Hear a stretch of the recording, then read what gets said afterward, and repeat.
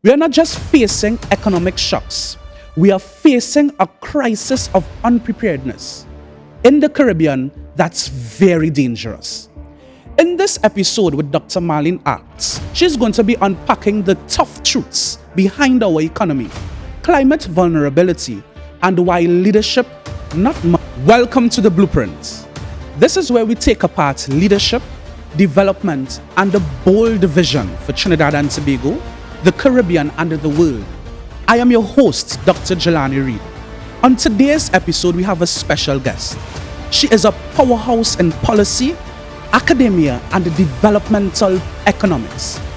Dr. Marlene Attzs is a tenured lecturer in economics at the University of the West Indies St. Augustine campus. She has shaped policies, advised governments and developmental banks, and written extensively on sustainable development, climate resilience, gender, and institutional reform. Today, we're going to go beyond the economics. We're going to talk about legacy. We're going to chat about systems and what it really takes to make a future-proof TNT and the Caribbean. Stay tuned. This is the Blueprint of Dr. Marlene Attzs. Thank you for having me, Jelani. I appreciate the invitation that was extended to me. Oh, thank you for being here. How are you today? Wonderful. I'm alive. It's a bit hot outside, but I'm good. I'm generally in good spirits, as we say in Trinidad and Tobago. Yes. I presume that it's one of your favorite songs? I just love all soca, but I think that one was particularly kind of it resonated with me particularly because it's just such a good feel-good song, Yes. in a good spirit. Yes. So, Dr. Marlene Attzs, the economist, what drove you to get into economics? Well, that's a long story, taking me back down memory lane. I'm the last of 4 children. Likewise. And quite frankly, the decision was made for me to do economics at A-levels. So you just kind of like went with the flow, went with whatever was decided. And when I finished A-levels, I went to work for a bit in the public service. I didn't enter university immediately because I wasn't sure what I wanted to do. And I had the opportunity, my first job, I worked with an outstanding civil servant, Mr. Frank Rampasad, who was an economist, who was an advisor to Dr. Eric Williams. I only realized after he passed how much of a giant and what the opportunity was that I had to work with him. And I was working with him as one of his secretaries. So he had a senior secretary, and he kind of co-opted me as his junior secretary. So there I was scurrying along and didn't really have any plans to go to university, any immediate plans. And one day Mr. Rampasad, Mr. R as we used to call him in those days, Mr. R said, so what you plan to do with yourself? Why don't you go to university? I was kind of like, okay. And so I said, well, since you're on a roll, because we are developed, he was much older than I was. And of course, he was my boss and a giant of a figure, as I mentioned. But we had developed a very strong bond, a kind of father and daughter bond. So I said, since you're buffing me, what should I go to university and do? He said, well, nothing else but economics. And quite frankly, that's how it started. So I applied to UWI and I entered, and the rest is history. I was never aiming to be an economist as I am now. I know I was doing an economics degree. I was still working in the public service. And by the time I finished my degree, I developed an interest in the area of environmental economics, development economics, sustainable development. So I eventually quit my job in the public service and I went in to do my master's degree in economics, but focusing on sustainable development at the time. And by the ink was barely dry on my master's thesis. And my supervisor told me that they were offering these Commonwealth scholarships to go to the United Kingdom for PhD studies. So he kind of hustled me and said, fill out these forms. And the rest is history. I was awarded a scholarship and I went off to the UK, to the University College of London, to read my PhD in economics. It was a split-site PhD, so I had the opportunity to work with perhaps the most prominent economist in the world who was working on climate change at the time. He was knighted by the Queen for his work on economics of climate change. Professor David Pierce. So I went off to work with him, and my local supervisor was then Professor Dennis Panton. So I come from pretty good stock, pretty good Yes. pedigree, in terms of my economics background. And by the time I returned to Trinidad, I started working in the Department of Economics as a research assistant and under the tutelage of Professor Panton, and learning from him, learning essentially that economics is not just about the numbers, it's about people, it's about development. And I was kind of like his lackey in those days. So you would go to all of these meetings, all of these fora, all of these seminars, and you really understood that this thing that we call economics, that a lot of people think is the reading of the budget or some kind of airy-fairy something, is really about people. So it's about all of those things. It's about the national budget, it's about the price of gas, it's about the cost of living, it's about inflation, but ultimately it's about how all of these issues come together to impact on people and to impact on livelihoods. And for all of my career, that really has been what I focus on, looking at how the hardcore economics, the numbers, whether the economy is growing or not growing, as the case might be, what changes could be made. We're heavily dependent on oil and gas, which means that that has an environmental impact. But apart from it being, having the environmental impact and conversations around climate change, etc., now that we are seeing that the fortunes of energy from the energy sector are declining for all sorts of reasons, including geopolitical reasons, what does that mean for Trinidad and Tobago moving forward? Do we just kind of roll over and play dead, or do we find other ways to motivate our people to keep advancing and developing our country? Because I'm all about country. Yes. So, a lot to unpack. Yes. Now, one of the interesting things, you would have spoken about Mr. R. You would have spoken about your professor in the United Kingdom, Yeah. even coming back. Yeah. They were all men. Yes. And which just shows that the field of economics seems to be predominantly men and male fields. Yes. I think it's changing a bit, but yes, in those days, yeah. So, in your time, how was it as a female, a young female, now entering that field of economics being male dominated?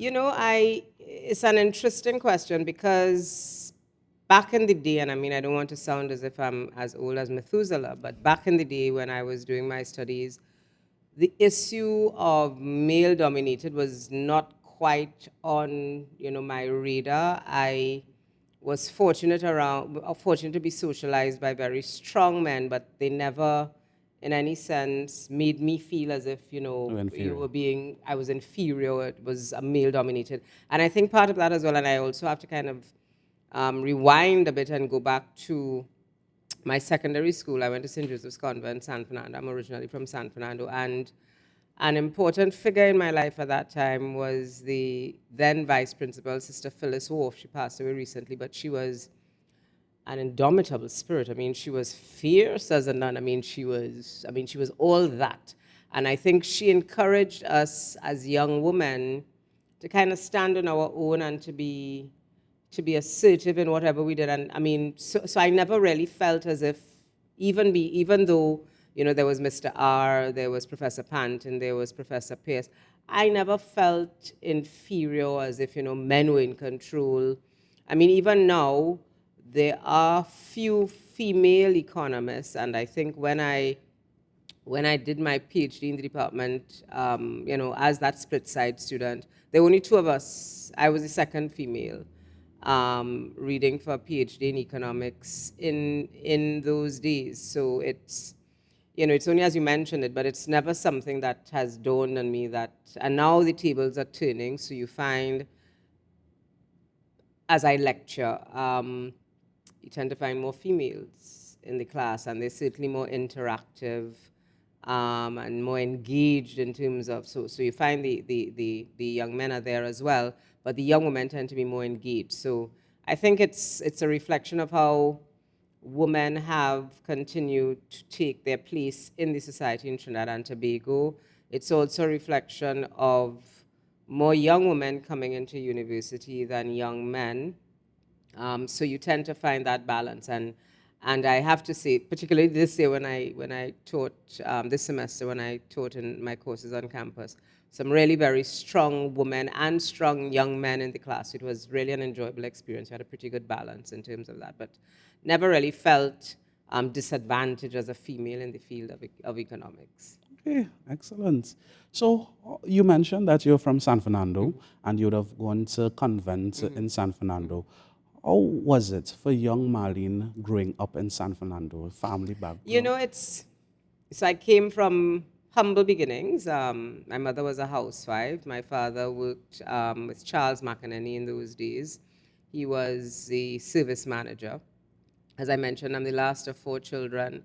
Very humble, low middle income home, values being inculcated. You go to church, you have home clothes, you have going out clothes, those kinds of Yes. things. You eat what is put in front of you, but you never felt disadvantaged. I reflect now that my formative years, my mother was probably the master economist because the things that you learned, the things that I took for granted then, but that I appreciate now in terms of how you manage a household, how you manage a budget, how you decide what you're cooking on what day based on what you have, et cetera, et cetera, et cetera.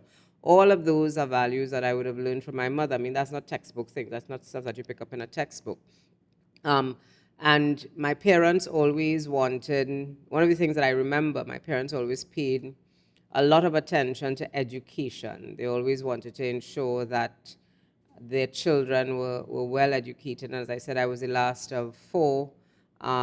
Went to St. Joseph's Convent. My sister also went to St. Joseph's Convent, San Fernando. So I was the last one, following her footsteps. And then, he went into the world of work. My eldest brother at the time, he was already in his profession, so he had contacts. So, you got the job and because, you weren't too sure if you wanted to go to university. And really that was that period of my life. So my father was heavily involved in the arts, so I got an appreciation for the art form, for Calypso Fiesta. I would go to that from a child, you would go there. My mother was there with her girlfriends in the stand, and you would go and you would meet her, but you'd always have your school book because big people conversation is not your conversation. So you have your things, and then when I became a young adult, I would then go with my friends, and we'd pass by my mother and get food, and everybody knew where Miss Attzs was in the stands. So I had a pretty good, what I would say, a well-rounded upbringing. Church, home, school, and the basic values of decency were inculcated. My parents are very clear on that. You got up, you go to work, you go to church, you keep your house clean, those sorts of things. So I think those were very significant years in kind of developing the person that I am now. Clearly. So, because what we are beginning to realize is that your formative years, the environment you grew up with, the lessons that were being taught to you that you didn't even consciously That's realize at right, the yeah. time, is who defined who you are today. Absolutely. However, that Marlene Attzs at some point in time left Trinidad and Tobago and went abroad to pursue her That's right, PhD. yeah. What lessons did you learn in London, a young girl from South? A country girl from San Fernando. Yes. Well, the first thing I learned was I was a country girl from San Fernando. And it was a frightening experience for me because I was an adult student, but yet still I was a stranger in the United Kingdom. So it was learning things all over again, learning a different culture, learning to appreciate it, learning to understand the seasonality, learning to understand wet, cold England. But it also contributed to building that inner strength because you're there and you're navigating and you're studying and you don't really have too much friends because you're focusing on achieving what you went there to achieve. And it really was a different experience, a different socialization, and I think that helped contribute in a different way to the strength that I have. It was an awesome learning experience. That's when I first appreciated big countries, and big universities and lots of resources. So you're searching for things in the libraries, and realizing, they have access to every journal on the face of the earth. Having come from the University of the West Indies, where we're challenged in terms of our budget, so you wouldn't have access to all of the journals, but you could order something. So that's when I was first introduced to digital platforms. I mean, I never knew where my bank was in England. I still don't know where the physical location of the bank was because you did everything online. And that was back in the day. I mean, it's many years ago now. Um, so I really appreciated England, and it continues to be one of my favorite places. I mean, when you're not a student, you can appreciate England. You can appreciate taking yourself out to tea, going to the museums, going to the British museums, etc. And when I, part of my journey also then, by the time I came back and I was working on campus, etc., I then had the opportunity to go to the IDB in Washington to work in their sustainable development department. So I did that for a year. And just as my contract was ending, my father passed away, and I took that as a sign that I should return to home instead of staying in Washington. So I've had I've had a bit of a journey, exposure to the global space, working in international organizations such as the IDB in Washington, and understanding their focus on the Caribbean, which has reinforced in my mind how dear the Caribbean is to me, and how important supporting Caribbean development is, because compared to the rest of the world, we're just a dot. And I think it really requires us to look inward and try to develop our part of the world as much as possible so that we can continue to survive and that our people can take their rightful places in the rest of the world. Correct. That is interesting. With your experience at the IDB and you, as well as your other consulting opportunities, you have participated in many conferences throughout the world. So you have built experience, and you're a lecturer, where you would be lecturing, of course, on the theory of development. But what's your experience? What is the difference between the theory of development and what is the underground reality in the Caribbean? Development takes place in different phases at a different time. So even though, so for example, you have different economic indicators and development indicators, and Trinidad and Tobago ranks fairly highly among some of those indicators. But on the ground, I find that we still have some challenges, some development challenges in terms of things like literacy, for example. So everyone has access to primary and secondary education in Trinidad and Tobago. It is quote Universal. unquote free, it is universal. But not everyone is able to self-actualize and to realize their full potential in primary and secondary school because of different circumstances, and primarily the specific domestic circumstances. So I often do, when I talk about development to students, I tell them, do kind of like a windscreen survey. So you go to an ATM, and whereas you can kind of like punch in for the directions and be out of there in 2 minutes, someone comes in and they might look like your contemporary in terms of their age, and they're struggling to figure out, well, it's just $50 I wanted. Why not getting $50? Because it's only distributing multiples of 20. And to me, that is a very clear and poignant point about the distinction between the theory of development and what happens on the ground. I mean, there is also the other example, if I can just draw reference to one of our Caribbean neighbors, to Guyana, now on a pathway of super duper economic growth because they found all of this oil in Guyana. So things are booming in Guyana. But Guyana comes from a position of being one of the poorest countries in the Western Hemisphere. Correct. And that prosperity that Guyana is experiencing hasn't really touched all of the people who still are very poor in Guyana. And to me, that's one of the things that motivates me in my work. What we think is development doesn't necessarily mean development for everyone. Different people start at different points in their life. And I became acutely aware of this during COVID-19 when we were saying that people would transition to online teaching and learning. And hang on a moment, not everybody is able to transition to online teaching and learning. And I remember going to the supermarket one day during that COVID period, I mean, we had limited supermarket access, but it really drove the point home. There was a merchandiser filling the shelves because she had to continue working, Yes. but her child was using her phone because the child was following school on her phone.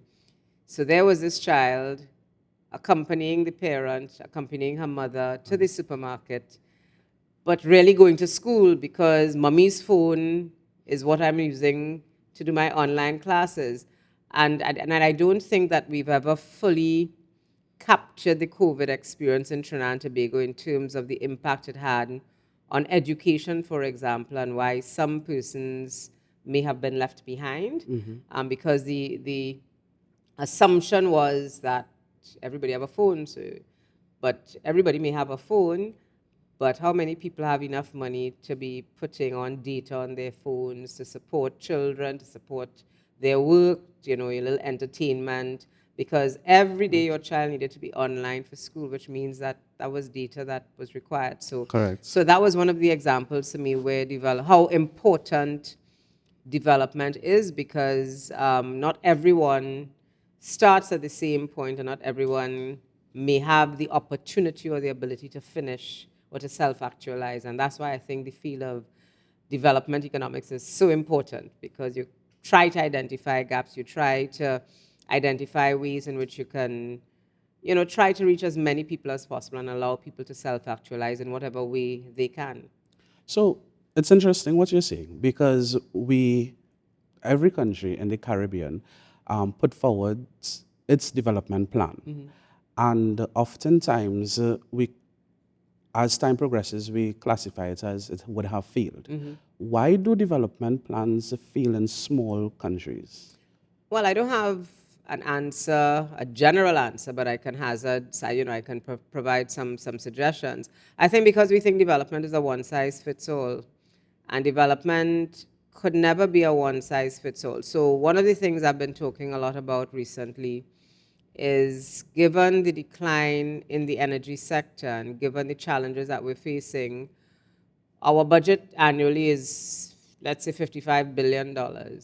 If the contribution to that budget from the energy sector is declining, then other things have to fill this space.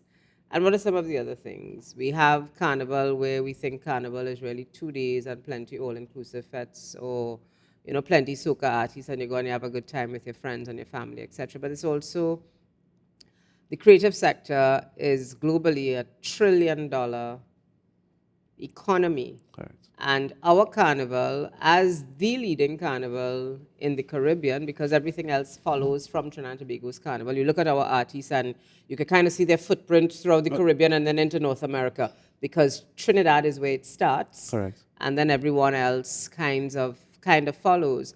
And to me, the creative sector is one of those possible sectors that allows people to kind of realize their full potential. So, shock of all shocks, I follow Lady Lava and Young Brother very closely. I like their music, shock of all shocks, yes, we put that out there. And Lady Lava's journey didn't start this year. Lady Correct. Lava's journey started a long time ago, but she's found a space where she can self-actualize. And I think about her team with her makeup artist, her hairdresser, and I'm saying, Lord, these people, you know, having a time, because they are self-actualizing in a way that perhaps they never thought they could self-actualize. So I don't know if a makeup artist is professionally trained. I think she does a fabulous job.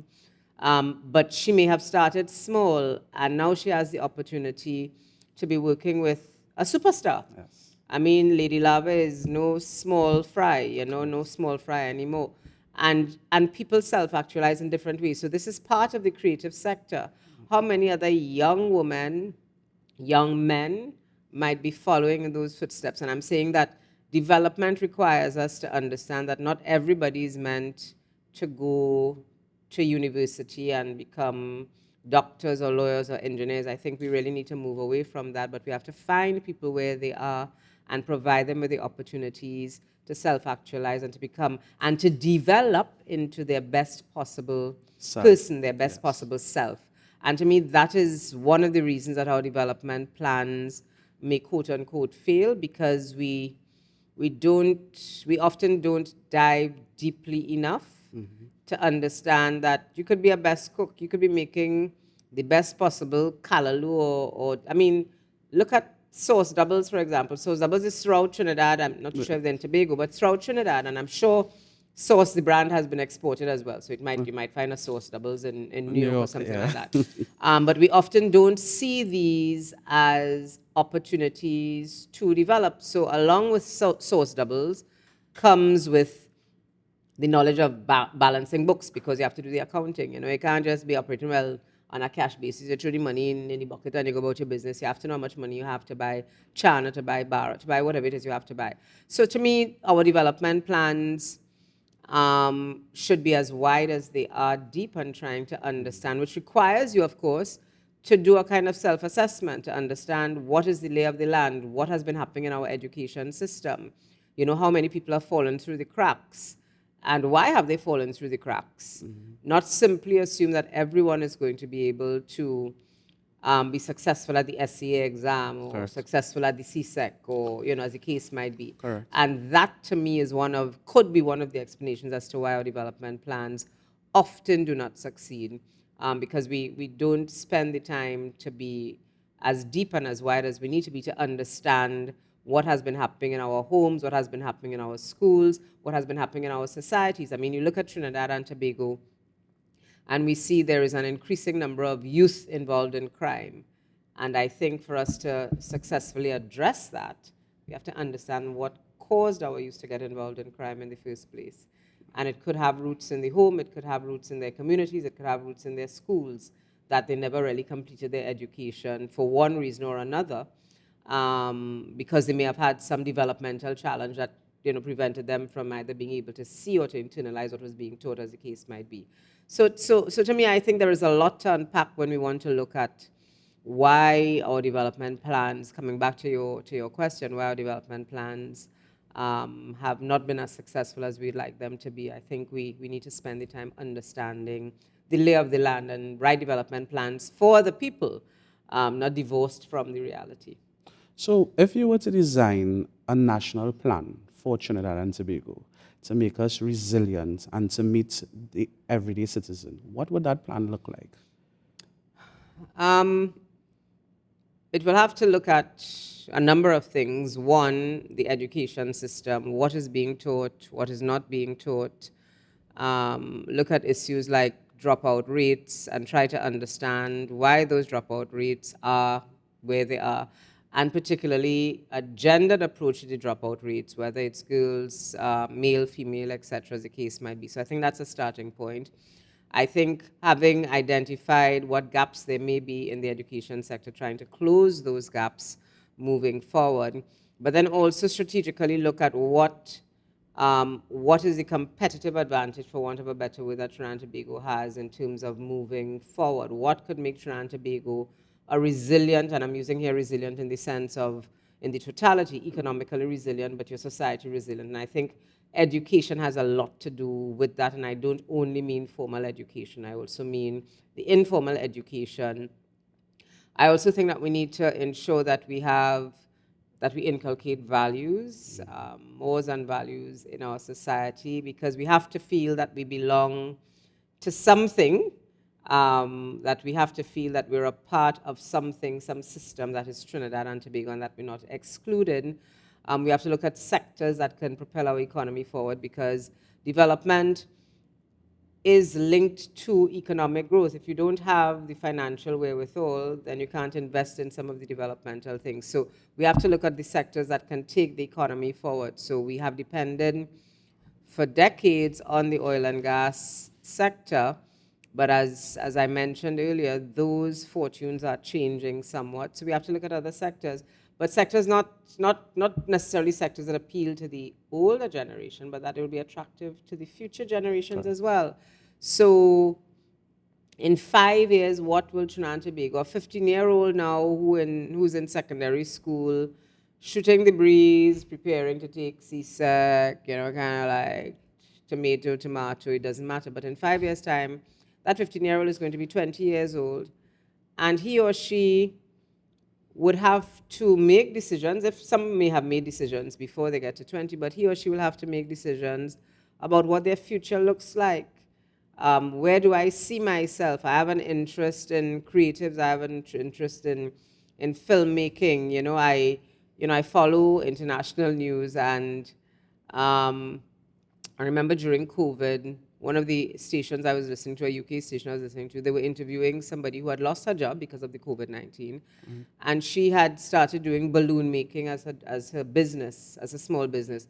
So she would make balloons for different kinds of events, her birthday parties. So I'm kind of like, in Trinidad, they will probably ask you to seek psychiatric help if you said that you were going into the balloon making business, designing balloons for parties. Because we don't understand that, it's a smorgasbord. Some people decide to become doctors and lawyers or economists, but some people will decide to become balloon makers. Some people will decide to become mechanics. Some people will decide to become filmmakers. Some people will decide to become designers. Some people will decide to invest in cartoons. I look at some of our local talent comedians, and I don't want to call anybody by name, but you look at some of our local comedians, and you're kind of like, dear Lord, this person has a wealth of talent, but do we have opportunities for that person to channel? I mean, the person does, one or two of them that you can think of, they do really well on their own. But as a development plan, is there an opportunity for us to harness, not to box them into any particular space, but to allow them to realize their fullest potential, that it can benefit Trinidad and Tobago, so that the world knows that Trinidad and Tobago has the best ingenue, the best comedian, or this part of the world as it is. The same way we celebrate Trinidad and Tobago's carnival as the greatest carnival on earth, greatest show on earth. We have so much other talent in Trinidad and Tobago that we can tap into. So a development plan, as I said, will start with education, because I think that's important. Start with looking at mores and values and how do we socialize, because I think that's part of the challenge we face in Trinidad and Tobago now. We've not spent a lot of time on socializing. I think that has lost. But then also look at what sectors we can identify for future development, so that future generations can see that they belong, and there's a space for them to belong, whatever they feel that they want to develop. Don't you think, Dr. Attzs, one of the factors that I guess prevents people from going into the creatives or to take that bold step to pivot from their career path to utilizing their talents is how we define success? Yes.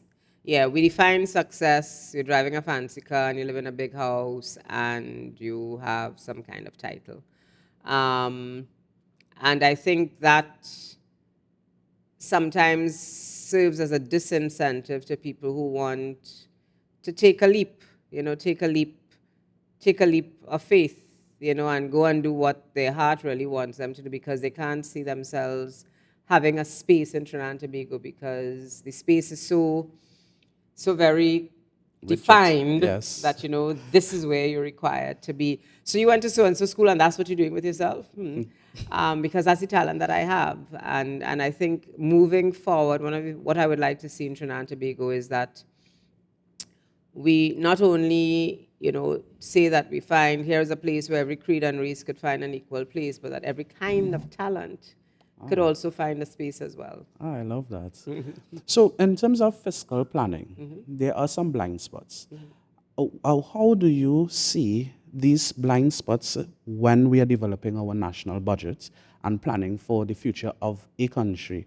How does it affect the everyday citizen and our development? When you say blind spots, what do you mean? So we know we tend to look at, when we're doing financial planning, just simply income, expenditure, ensuring that we try our best to balance the books, not understanding sometimes that there are people behind it. Every decision that we make, either to decrease expenditure or increase income, it affects somebody. Yes, that's the context. Well, we've not been very successful at balancing. So I think, when I do, because I've been doing budget commentary for a number of years, so when the budget is read, Whatever day the budget is read, my day is shot because I have to kind of focus on that because I have to do commentary in the night. I've been doing that for more than 10 years now. And very often, I think my role is really to break down the budget, break down those fiscal measures to how it impacts on the man on the street. And I try to do that because, I say we need to move away from big language into language that impacts on persons. So you hear a conversation that from an economic perspective, it might be, given the challenges we have with foreign exchange, it might be a good idea to devalue. And from an economic perspective, and this is where the theory sometimes differs from the reality. From an economic perspective, it makes a lot of sense to devalue the currency so that the demand for foreign exchange, the price of foreign exchange is going to be high, and people are going to kind of rethink how they want to use and consume foreign goods that we import and thereby use limited foreign exchange because it's going to be much more expensive. But the devaluation also has a very significant people impact. Medicines for old people, eye drops, Pampers, formula for children that may not be made locally. I know we have some formula that is made locally, but the inputs into those are important. And all of those things, the prices are immediately going to increase. And this is what I try to do every year. I mean, the politicians have their own, and the people in the Ministry of Finance, they have their own approach because theirs is to look at the overall fiscal health of the economy and try to balance the book, so to speak. But inside of that, there is always a people element. And I think by and large, successive governments have tried to maintain the people element in terms of social programs. But I always say that social programs don't equate development. Our social programs and our support is meant to support you to the point where you can develop, as opposed to have you on support or have you on life support, as it were, for the rest of your life, And so that's one of the critiques, if I could voice a critique of our approach to budgeting. It is hardly ever developmental in nature. So we think by giving people grants and subsidies, as the case might be, it is in fact supporting them. But there's the old adage, teach a man to fish as opposed to give a man a fish. And I think that that is what development ought to look like, that we ought to allow people to figure out, which pond is the best pond for you to go fishing in, and give you the tools to allow you to do that successfully. Excellent. So we have reached a segment in our podcast called the Rapid Blue, where it is I'm going to ask you some questions, and the first response that comes to your mind, that's what we want to hear. So you'll tell me when you're ready. Okay, sure. So what's your favorite go-to dish, local dish? Dal, rice, and bhaji. Ah, nice one. Yeah. What book changed your life? What book changed my life? I think it's when I read Eric Williams's Capitalism and Slavery. I read that book and I realized that we come from a country of scholars, and we need to appreciate that a lot of people have invested in Trinidad and Tobago. So my role and function as a professional is really trying to give back. Okay, whiteboard or spreadsheet? Spreadsheet. Why? Let's go digital. Yeah. What relaxes you? Music and cooking. Yeah, music and cooking. So just now with Chef Dr. Marlene Attzs? I had that as one of my ambitions, to open a restaurant. Yes, local, but gourmet local food. So when your memoir is written, what is going to be its title? Regrets, I've had a few. What is your number? Let me rephrase that. What have you learned from some of your regrets? Always take a chance and always look to God for guidance. You will always know it in your heart if it's the right decision that you're making. You will always know. So therefore, what would you tell young Marlene if you could go back in time to talk with her? Young Marlene, I've always been spiritually grounded, and I would tell Marlene that to continue on that path. If it doesn't feel right, it's not right. Yeah. So we're going to change it a bit. So after decades in economics and your experiences in life, what was the number one lesson that you would have learned that you would want to share to young and upcoming female economic students or young professionals? It's not always easier. It's not, you know, I sometimes people get, they're very surprised when I tell them Buju Banta's song, Not an Easy Road, has always been a kind of mantra of mine. I was in Jamaica when I did my master's. Part of the master's program was an internship, and I did my master's in Jamaica. So, and Buju Banton brought out that Till Shiloh album while I was in Jamaica. And Not an Easy Road has always been kind of like my trademark song.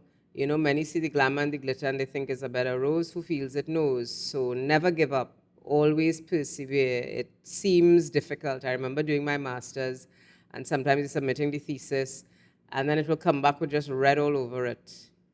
And I would just go into a tailspin for a day or two because it kind of like, I worked so hard.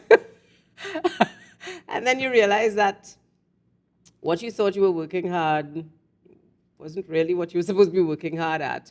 And you never give up. You never give up. It's sometimes difficult and it might sound trite, but you never give up. You know, there will always be disappointments. There will always be challenges. Just keep digging in. If you're focused on achieving a particular goal, you just keep persevering. With your experience in education, what role do you see the universities play in transforming a society? I think it's an important role. I think the university is a place of learning, not just academically, but being rooted in the society and in the country and in the region and in the world. So I take my role and function in the university very seriously. It's not a place to pass exams. I mean, passing exams, yeah, is what's required. But it's a place where you impart knowledge and you inculcate values as well. So, you know, I teach a course on the economics of the environment, and students sometimes sign up for that course because, they want to do a minor. But, you know, when they come in and they understand that everything we do, the air that we breathe, is a function of how we treat the environment.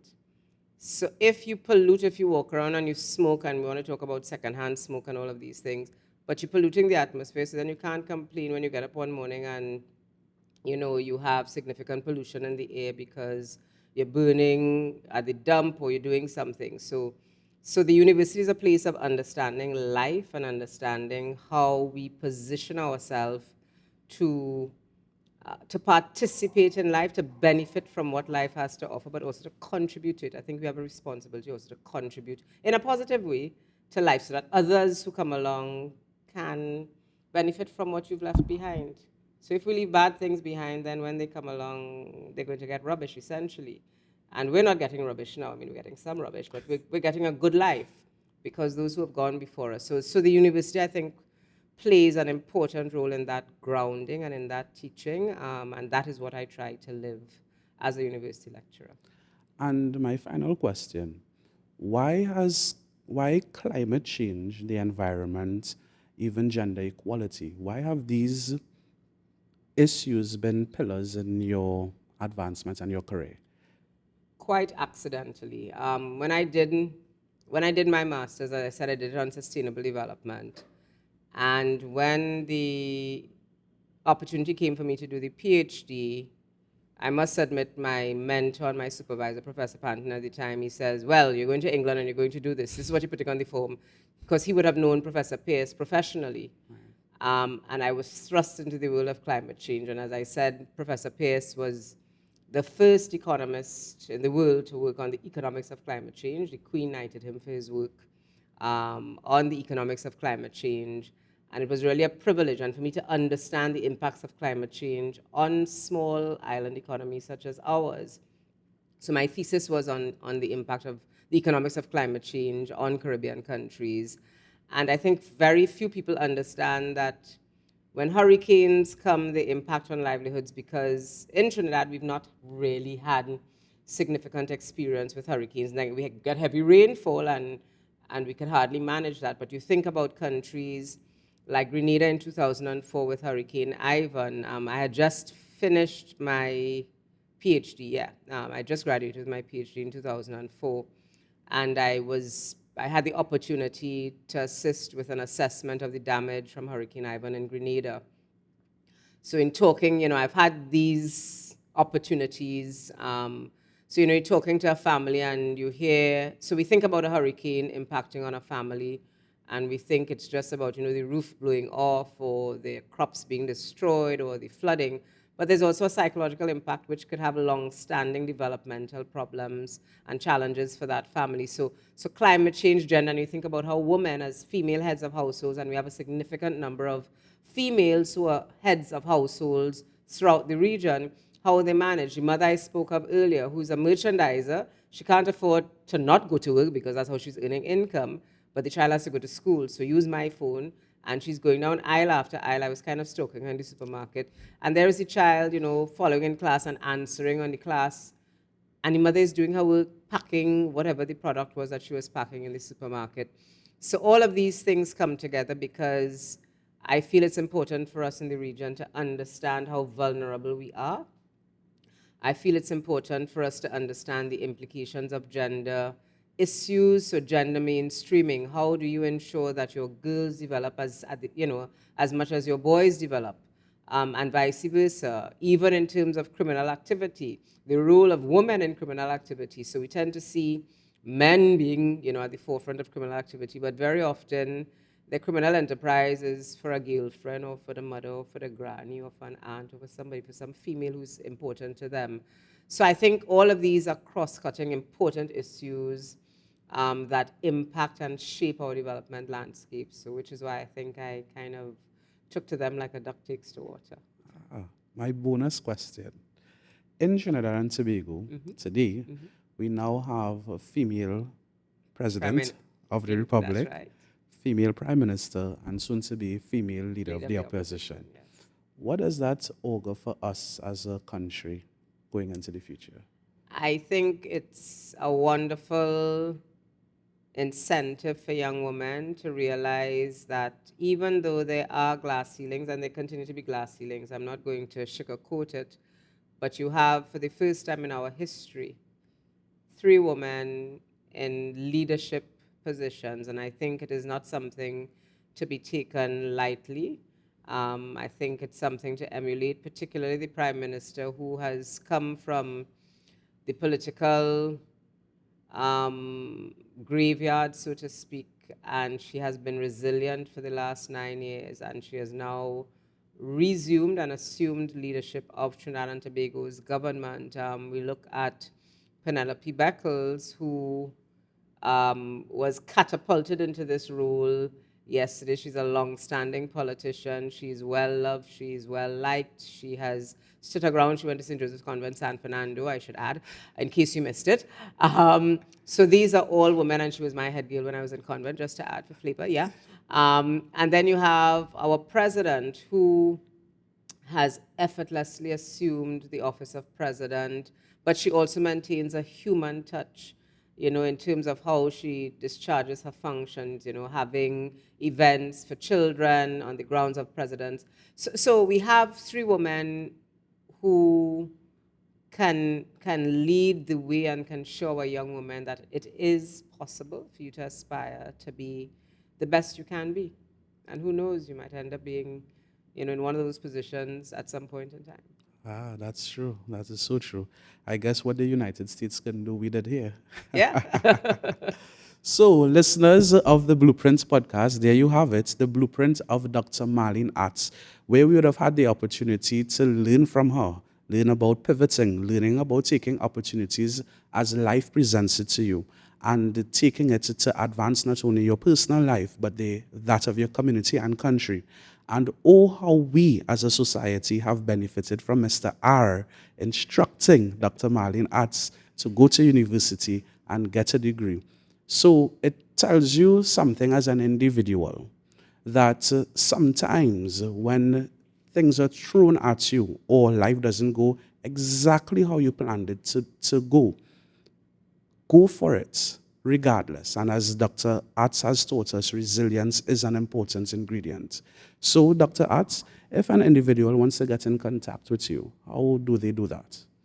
Gmail is the best thing. I mean, I have social media accounts, but I'm not really, I don't actively participate on social media. But my Gmail, marlene.atts, ATTZS, @gmail.com, or you contact the university. They will always, Get put you it. in touch with me.